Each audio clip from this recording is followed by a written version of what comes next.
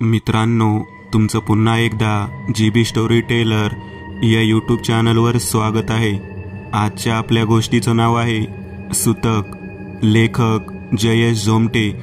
पण गोष्ट सुरू करण्याआधी जर कोणी या चॅनलवर पहिल्यांदाच आलेले असाल तर त्यांनी ह्या चॅनलला सबस्क्राइब करायला विसरू नका। चला तर मग अजिबात वेळ न घालवता गोष्टीला सुरुवात करूया।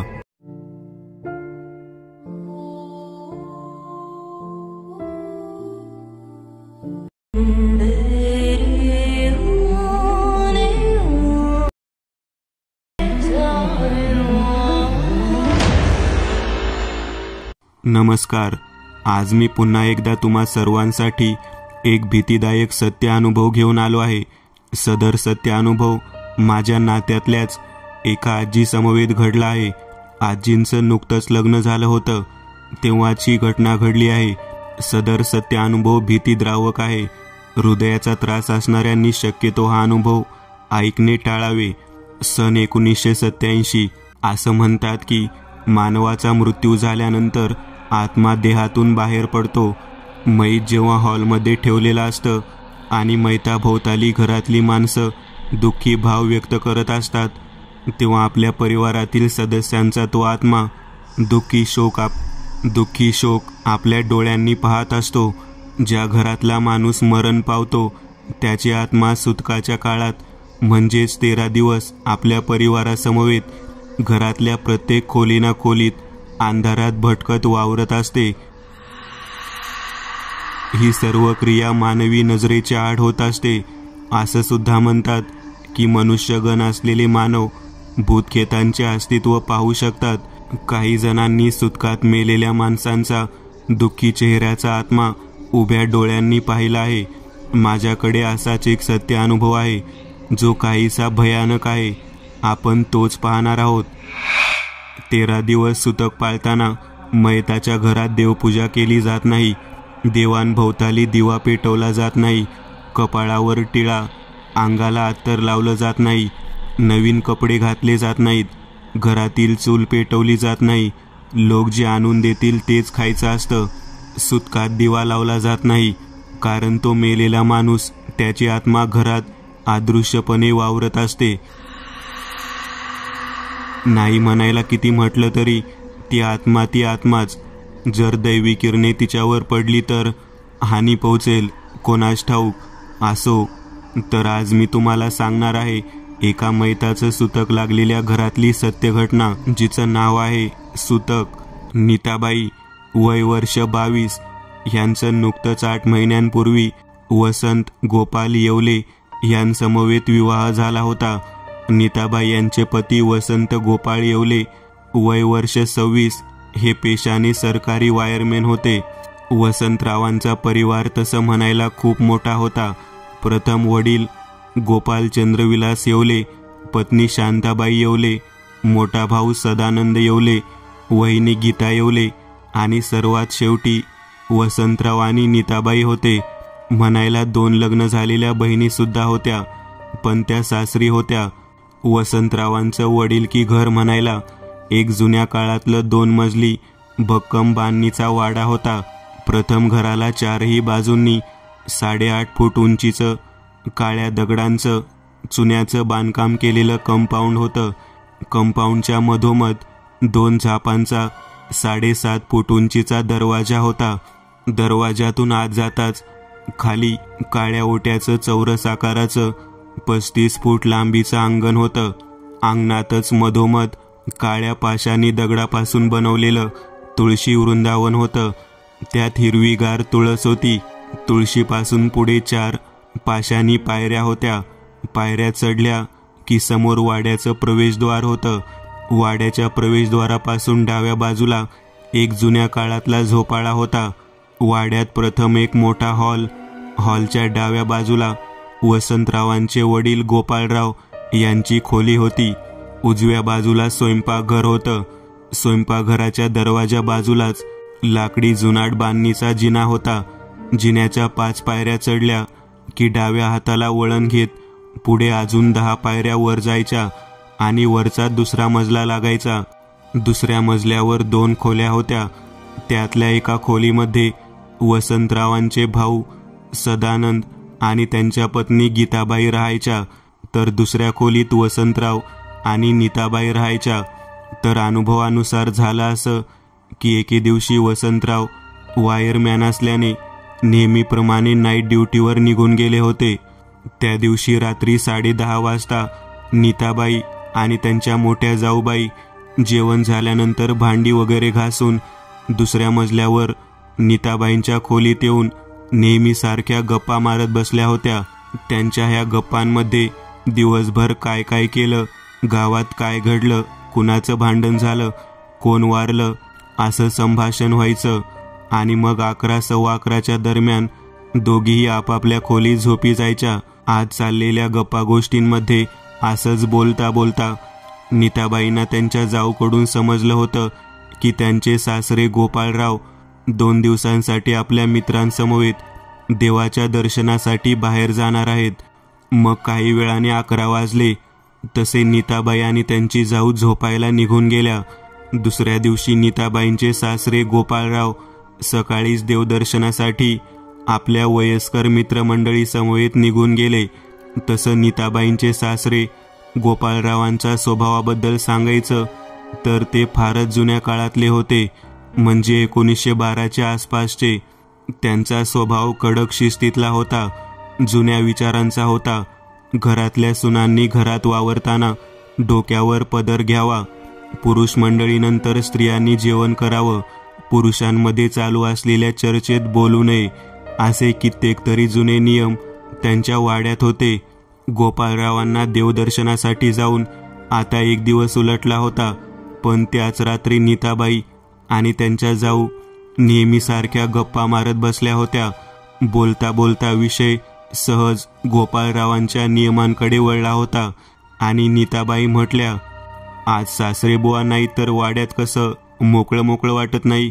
नीताबाईंच्या वाक्यावर त्यांच्या जाऊने तिला जरा रागातच म्हटलं, नीते, घराबाहेर गेलेल्या माणसांच्या पाठी तो घरी सुखरूप येईपर्यंत असं काही बोलायचं नाही.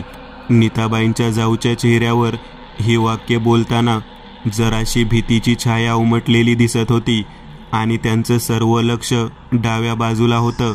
नीताबाईंच्या पलंगापासून डाव्या बाजूला 10 पावले दूर एक 3 सळ्यांची चौकोनी उघड्या झापेची खिडकी होती. खिडकीच्या बाहेरून ते निलगिरीचं झाड दिसत होतं. निलगिरीच्या फांद्यामधून वर आकाशात उगवलेला पौर्णिमेचा चंद्र अर्धवट दिसत होता. त्या चंद्राच्या दुधाळ प्रकाशात निलगिरीच्या एका फांदीवर काहीतरी काळसर जाडजूड ढब्बू आकाराचं फांदीवर 2 पायांवर बसलं होतं. नीताबाईंच्या जाऊने हलकेच औंढा गिळला, डोळे बारीक केले. नीताबाईंनी सुद्धा खिडकीत पाहिलं. काय बघताय ताई, काय आहे खिडकीत? नीताबाईंनी साशंक स्वरात विचारलं. श्श. नीताबाईंच्या जाऊने एक हात तोंडावर ठेवत तिला शुष्कारत गप्प राहायला सांगितलं. तोच निलगिरीच्या झाडावर बसलेलं ते अभद्र प्रथम घुतकारलं. त्या रात्रीच्या स्मशान शांततेत त्याचा घुतकारण्याचा आवाज ऐकून त्या दोघी जणींचे भीतीने धाबे दणाणले. घुतकारण्याचा भयप्रद व पंखांचा तो विचित्र फडफड आवाज करत ते फांदीवरून आकाशात उडालं. बाई बाई बाई, नीते, हे काय पाहिलं आपण? रात्रीच्या वेळेला असलं अभद्र थोबाडाचं सैतान दिसलं. चांगलं नाही बाई, अपशकुन आहे हे, आणि आपल्याच घराभोवती ओरडत ओढून गेलंय ते. देवा, आता उद्याचा दिवस नीट जाऊ दे बघ. नीताबाईंच्या जाऊचे ते शब्द, चेहऱ्यावरचे भयप्रद भाव नीताबाईंच्या सुद्धा छातीत भीती उत्पन्न करत होतं. नीताबाईंनी आपल्या आईकडून काही काही ऐकलं होतं की रात्रीच्या वेळेला घराभोवती घुबड घुतकारणं म्हणजे ती घुबड मृत्यू सूतकाचा संदेश घेऊन आली आहे आणि उद्याच्या दिवशी नक्कीच कोणीतरी मयत पावणार आहे. घुबड हा सैतानाचा सेवक आहे. तो चेटकिनीला तिच्या विविध नुकत्याच जन्मलेल्या गर्भाचे बालुते घराबाहेर सुतक ठेवल्यावर ते चोरून चेटकिनीला आणून देतो आणि रात्रीच ते पोर दगावतं. हे सुद्धा त्यांनी ऐकलं होतं. लेखक कथेवाटे अंधश्रद्धा पसरवण्याचं काम करत नाही. ऐकणाऱ्यांनी याची नोंद घ्यावी. सदर कथा सत्य असली तरी त्यात काहीसं काल्पनिक भय ओतलं आहे. नीताबाईंना आपण जे काही बोललो त्याचा पश्चाताप झाला होता. जर खरंच त्या घुबडाने काही ऐकलं असेल आणि उद्या काही अपशकुन झालं तर त्यांच्या मनात आलेल्या ह्या प्रश्नाने त्या जरा अस्वस्थ झाल्या. 11 वाजताच नीताबाईंची जाऊ त्यांच्या खोलीत झोपायला निघून गेली. वसंतराव नीताबाईंचे पती नाईट पाळीवर गेले होते. आता खोलीत नीताबाईंना एकटंच झोपायचं होतं. बाहेरून येणाऱ्या रातकिड्यांचा आवाज त्यांच्या कानांवर ऐकू येत होता. कोठेतरी गावातच काळ्याभोर गल्ली बोळांमध्ये लपलेले कुत्रे घसा फाडून रडत विवळत होते. त्यांचा भेसूर रडण्याचा आवाज रात्रीच्या सन्नाट्यात दूरपर्यंत पूर्णतः गावभर गुंजत फिरत होता. नीताबाई पलंगावर आडव्या झाल्या आणि रात्रीच केव्हा तरी त्यांचा डोळा लागला. पुढील दिवशी नेहमीप्रमाणे नीताबाई 6:30च्या दरम्यान सकाळीच उठल्या. उठल्यावर प्रथम आंघोळ केली. मग आंघोळ झाल्यानंतर नऊवारी साडी घालून भिजलेल्या केसांना टॉवेलने बांधून देवघरात आल्या. वसंतरावांचे भाऊ सदानंदराव सुद्धा सकाळी सकाळी कामाला निघून गेले होते. घरात आता कोणीही पुरुष मंडळी नव्हती. फक्त नीताबाईंच्या सासू व जाऊबाईच होत्या. म्हणूनच त्यांनी केसाला टॉवेल बांधलं होतं आणि तशाच देवघरात आल्या होत्या. देवघर म्हणायला जुन्या काळातलेच होते. एक चौरस आकाराचा 1.5 फूट उंचीचा टेबल होता. टेबलावर गडद लालसर रंगाचा कपडा अंथरलेला. त्यावर देवांच्या विविध मूर्त्या तसबिरी मांडल्या होत्या. महादेव, पार्वती, श्री गणेश, हनुमान, लंगडा श्रीकृष्ण, लक्ष्मीदेव, अजून खूप सारी देव होती. देवांपासून 4 पावलं दूर मागे एक मोठी चौकोनी आकाराची 4 सळ्यांची उघड्या झापांची खिडकी होती. खिडकीतून सकाळचा प्रकाश आत येत होता. त्या प्रकाशाने देवघर उजळून निघालं होतं.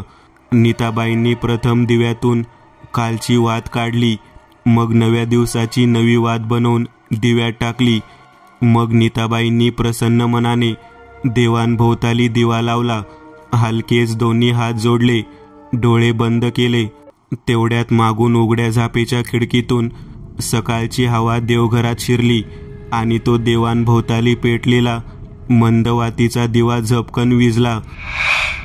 नीताबाईंनी खाडकन डोळे उघडले. दिवा विझलेला पाहून त्यांना जराशी भीती वाटली, पण त्यांनी माचीसची कांडी पेटवली. सल्फरच्या स्पर्शाने लाकडी कांड्याने पेट घेतला. पेटलेला कांडा नीताबाईंनी दिव्यावर धरला, पण त्या पेटत्या कांड्यानेही दिवा पेटला नाही. 2-3 वेळा नीताबाईंनी खसखस करत कांडे ओढले, दिव्याच्या वातीला लावले, पण पेटलेल्या कांडीच्या आगीने दिवा काही पेटत नव्हता. दिवा विझला आणि कांड्यांनी सुद्धा पेटत नाहीये. देव आपल्यावर नाखुश रागावले तर नाहीत ना? नीताबाईंच्या मनात भीतीदायक विचार आला. नीताबाईंनी सर्व देवांना हात जोडले.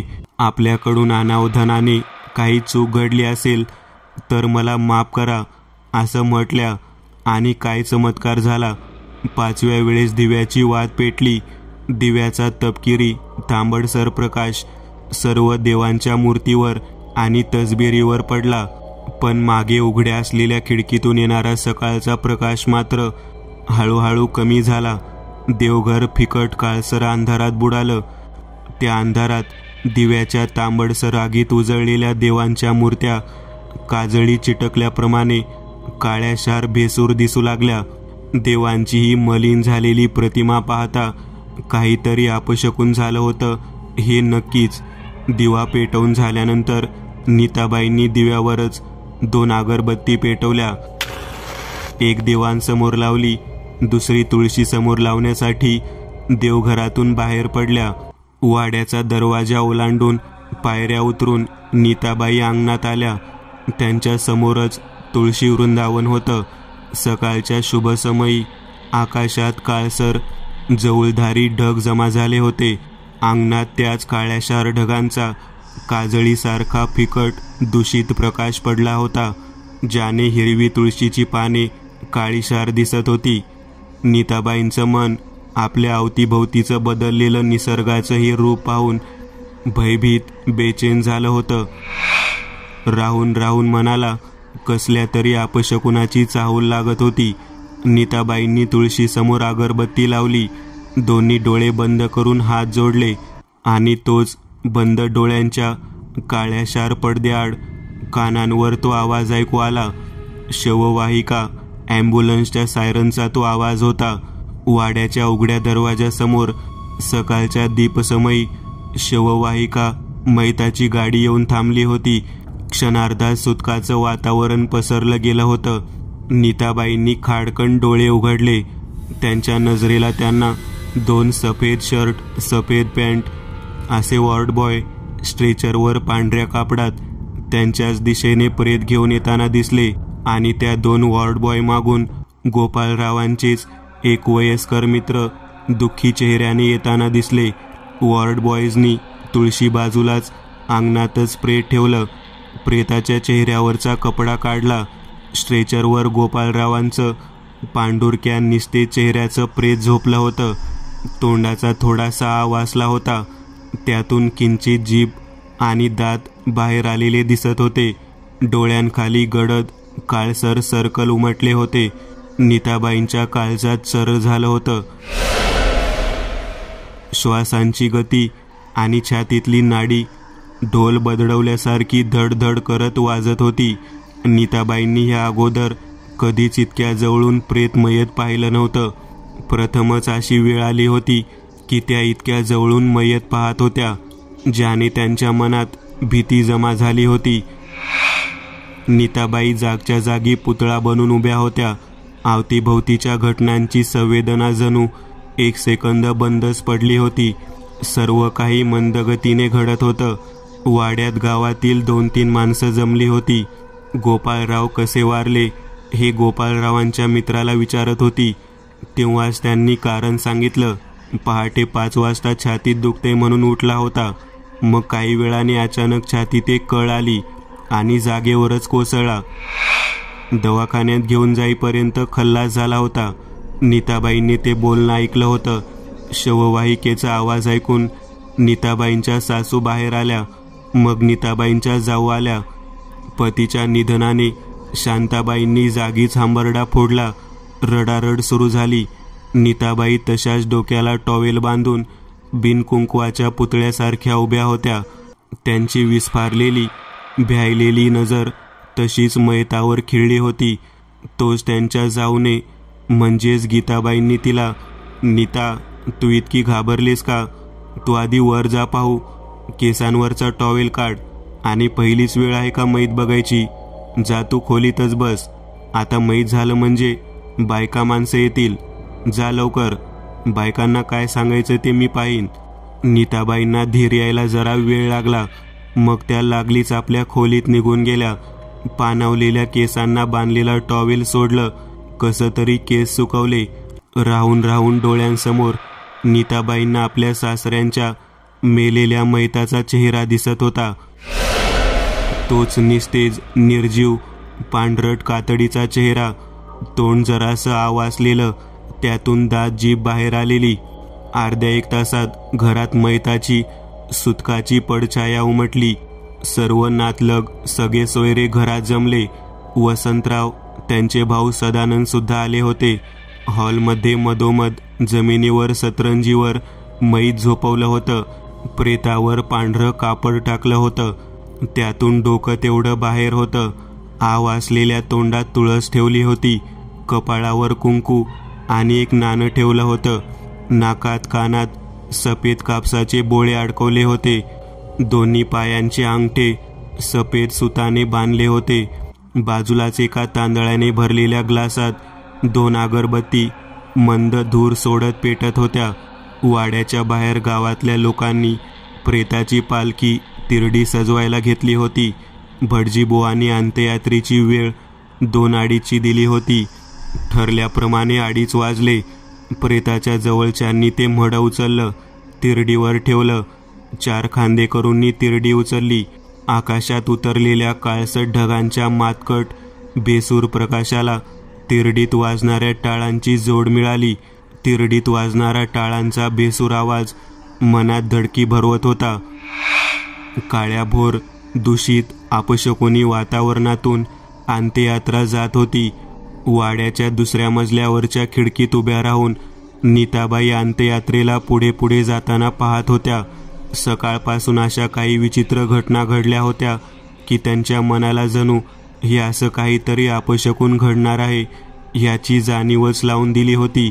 प्रथम दिवा न पेटणं, देवांच्या मूर्त्या काळ्या होणं, मग अचानक आकाशात पसरलेला जौल, तुळशीसमोर उभं राहून डोळं मिटल्यावर समोरून आलेलं प्रेत, सर्व काही घटना जणू विधिलिखित घडल्या होत्या. नीताबाईंचा 13 दिवसाचा सुटकाचा काळ सुरू झाला होता आणि ह्याच काळात त्यांना विचित्र अनुभव आले होते. ते कसे या पाहूयात. गोपाळरावांचं मैत स्मशानात जाळून वसंतराव व त्यांचे भाऊ सदानंदराव वाड्यावर परतले. संध्याकाळी नातलगांनी जेवण बनवून आणलं. ते सर्वांनी खाल्लं. रात्रीचे 11:45 झाले तेव्हा वसंतराव, नीताबाई वरच्या मजल्यावर खोलीत झोपायला निघून आले. रात्रीचा प्रहर पसरलेला. वातावरणात कमालीची शुकशुकाट होती. रात्रीच्या भटक्या कुत्र्यांचा विवळण्याचा एक लयीतला तो भेसूर आवाज नीताबाईंच्या कानांवर पडत होता. नीताबाईंच्या बंद डोळ्यानाड काळ्याशार पडद्यांवर मेलेल्या गोपाळरावांचा चेहरा दिसत होता. आणि रात्री 1:30च्या सुमारास केव्हा तरी नीताबाईंना ते भयान स्वप्न पडलं. स्वप्नात सकाळचा मैत घरात आलं तेव्हाचा देखावा सुरू होता. नीताबाई तशा सुकलेल्या केसांना टॉवेल बांधून बिना कुंकू लावलेल्या अवस्थेत उभ्या होत्या. तुळशी बाजूलाच खाली स्ट्रेचरवर पांढऱ्या कापडावर मैत झोपलं होतं. नीताबाई व्यतिरिक्त प्रेताजवळ कोणीच नव्हतं. फक्त प्रेत आणि नीताबाईच तिथे उपस्थित होत्या. सकाळचाच तोच जौलाचा काळसर दूषित प्रकाश पडला होता. वाड्याचा उघडा असलेला सताड दरवाजा, त्या दरवाजातून एक जोरदार हवेची पालापाचोळा आणि पांढरा धुका मिश्रित अशी झुळूक आत आली.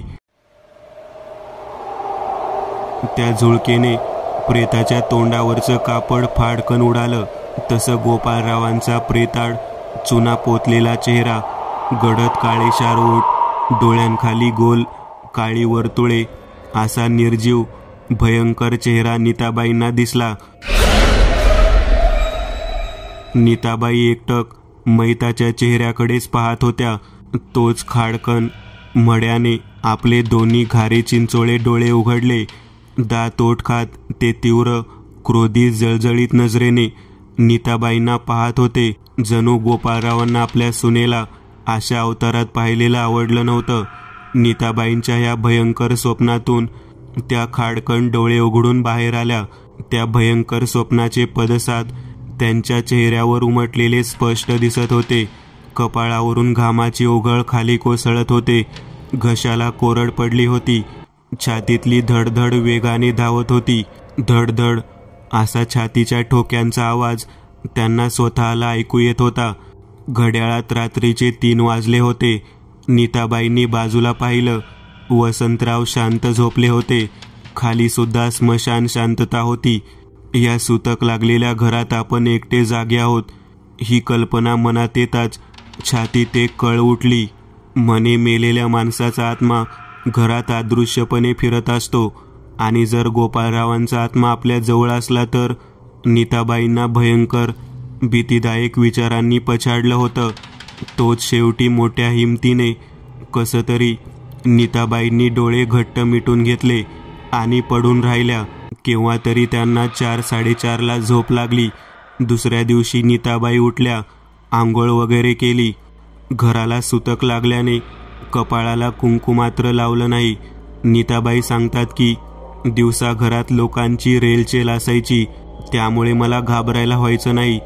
पण जसं रात्र व्हायची, घरातल्या खोलीत कुठे अंधार असेल तर अंधारात कोणाच्या तरी उभा असण्याचा भास व्हायचा. असं वाटायचं की कोणीतरी आपल्या मागून हलकेच विरुद्ध दिशेला चालत गेला आहे. कोणीतरी दाराआडून जिन्यावर उभं राहून अंधारातून आपल्यालाच एकटक पाहत आहे. मध्ये 4-5 वेळा त्यांनी काहीसा राग आल्यावर माणूस नाकातून गरम वाफ सोडतो. असा आवाज काढतो तसा आवाज ऐकला होता. म्हणे मैत झालेल्या सुतक लागलेल्या घरात झोपाळ्यावर बसलं जात नाही, कारण एकदा मध्यरात्रीच्या वेळेस बाहेर असलेल्या झोपाळ्याच्या हलण्याचा आवाज सुद्धा त्यांनी ऐकला होता. अशा सुतकाच्या 4थ्या दिवशी तर विलक्षण भीतीदायक गोष्ट घडली होती. मध्यरात्रीच्या समयी मैताच्या घरात 2ऱ्या मजल्यावर त्यांच्या खोलीत वसंतराव नीताबाई पलंगावर झोपले होते. बाहेरून संतगतीने रातकिड्यांची किरकिर ऐकू येत होती. पूर्ण घरात एक कधीही न पाहिलेली विलक्षण शांतता पसरली होती. नीताबाई पलंगावर सरळ झोपल्या होत्या की अचानक झोपेत त्यांना श्वास घ्यायला त्रास होऊ लागला. गळा कोणीतरी गच्च आवळल्यासारखं जाणवू लागलं. छातीवर असह्य दाब जाणवत होता, जणू कोणीतरी छातीवर बसूनच गळा दाबत आहे. नीताबाईंच्या डोळ्यांवर झोपेचा खूपच अंमल चढला होता. त्यातच त्यांनी अंधुकपणे डोळे उघडले आणि अंधुक नजरेला जे भयंकर दृश्य दिसलं, नीताबाईंच्या छातीवर त्यांचे सासरे गोपाळराव बसून दात ओठ खात रागात त्यांच्याकडे पाहत त्यांचा गळा दाबत होते.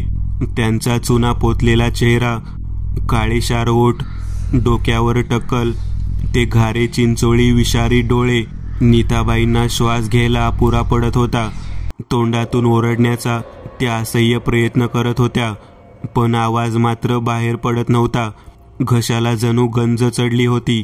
मग अचानक मेंदू जड जाणवला. डोक्यात जराशी वेदना झाली आणि मनातल्या मनातच स्वामी समर्थांना एक जोरदार मदतीची हाक मारली गेली. तेवढ्यात काहीतरी घडलं.